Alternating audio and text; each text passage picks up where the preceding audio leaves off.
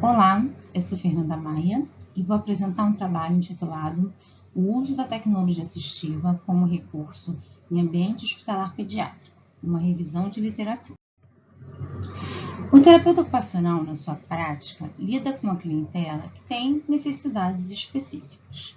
Uma clientela que vem crescendo é o de pessoas com condições crônicas de saúde.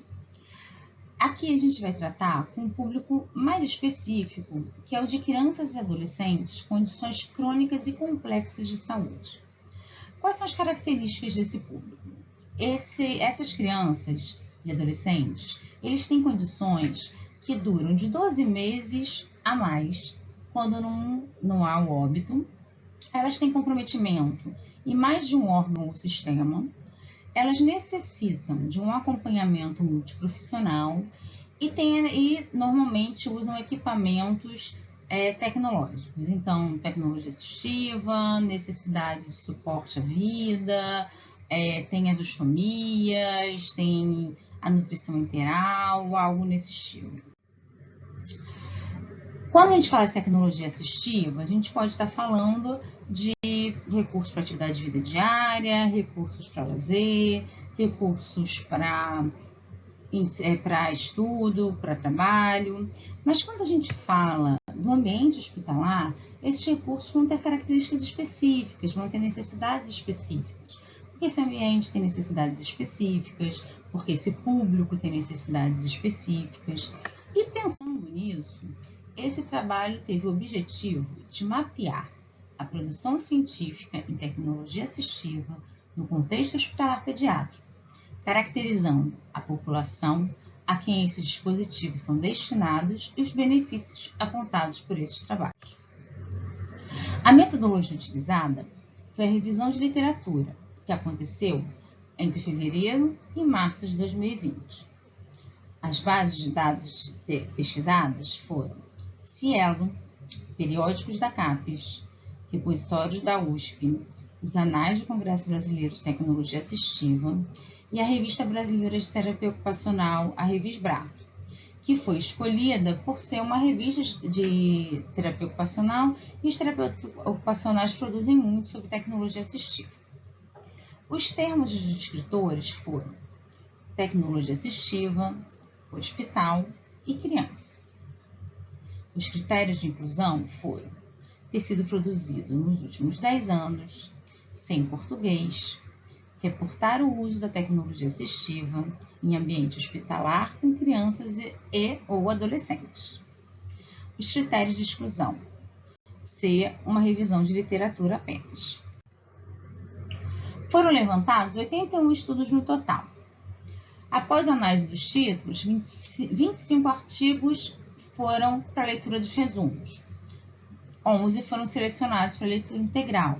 A gente tiramos os 3 duplicados e sobraram 8 que foram selecionados para a análise final. Essa primeira tabela mostra o nome dos autores, o ano de publicação, o local, o nome da revista e a formação do autor principal. A gente esperava que tivesse grande publicação na área de terapia ocupacional, já que procuramos em revistas de terapia ocupacional também, né?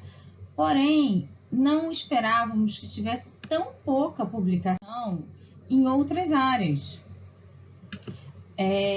Como apareceu, só 3 revistas que eram de outras áreas. Em relação aos anos de publicação, uma publicação em 2012, uma em 2013, um intervalo, uma em 2017, houve um grande aumento de 4 em 2018, esperávamos que esse aumento fosse constante, porém uma queda de só uma produção em 2019. Ainda não sabemos, não voltamos a ver como foi a produção em 2020.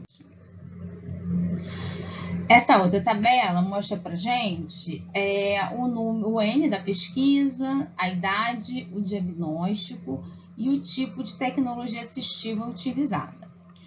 Quanto ao diagnóstico, o diagnóstico não variou muito, quer dizer, todos foram na área de neurológica, oncológica ou de doenças genéticas. Nós tivemos eu vou tentar destacar, 2 artigos na área com menores de 6 anos, 2 que pegaram adolescentes e adultos, aqui a partir de 14 anos, e os outros 4 foram com crianças e adolescentes. Quanto aos tipos de tecnologia assistiva, nós tivemos uma variação, mas apareceram bastante os termos adaptações, que falavam tanto muito de adaptações em recursos para atividades de vida diária dentro do ambiente hospitalar, principalmente no que diz respeito à questão de alimentação, algumas questões relacionadas à acessibilidade e à mobilidade. Apareceu muito de comunicação alternativa também. Você vê que aparecem aqui comunicação alternativa, tablet, notebook, que foram as palavras que se destacaram bastante. Na discussão dos trabalhos, eles trouxeram temas como a necessidade desse material ser higienizável ou plastificado para que fosse possível a sua higienização, que é uma necessidade nesse ambiente, já que tudo precisa ser limpo. Trouxeram a necessidade da participação desse usuário na escolha do recurso, isso aparece principalmente na questão da montagem da prancha de comunicação e da orientação da equipe. Diferente de quando a gente trabalha no ambulatório, que a gente trabalha com orientação dos pais e às vezes alguns familiares, no hospital a gente tem uma equipe que muda muito, a gente tem plantonistas, a equipe da rotina, então são muitas pessoas para estarem sabendo como lidar com aquele recurso, com aquela criança, com aquele adolescente. Então essa questão de estar tudo muito claro é muito importante. E destacaram também a preferência por materiais de baixo custo.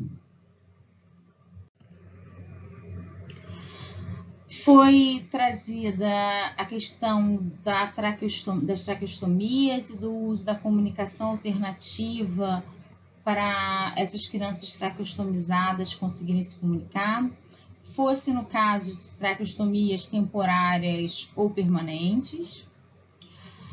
Falou-se do uso da cadeira de rodas não só como um meio de mobilidade, mas também como um meio de posicionamento, porque diferente do que acontece no hospital de adulto, você não encontra normalmente no hospital pediátrico cadeiras adequadas para crianças que não estão sustentando o tronco, poderem sentar fora do leito.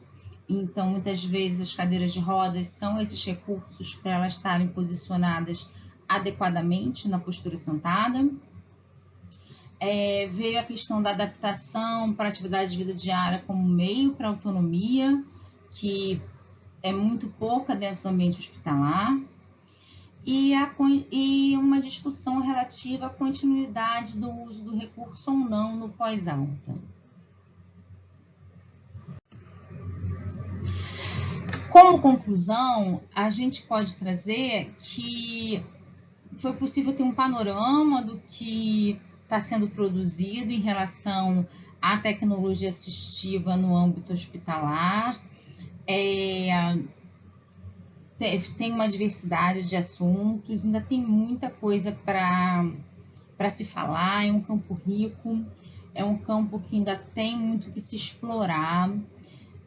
Ficou um questionamento de onde estão as outras pessoas que estão produzindo, cadê quem está escrevendo, onde é que elas estão, porque a gente sabe que não é só o terapeuta ocupacional do Sudeste que produz dentro do âmbito hospitalar, não é possível, a gente sabe que não é isso, porque existem outros hospitais por aí, existem outros profissionais por aí que vão estar produzindo também.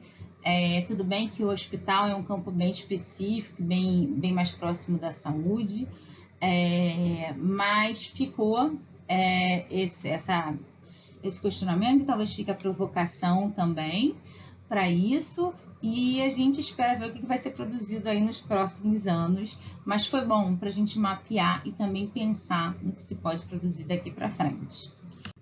Muito obrigada, fica o meu contato.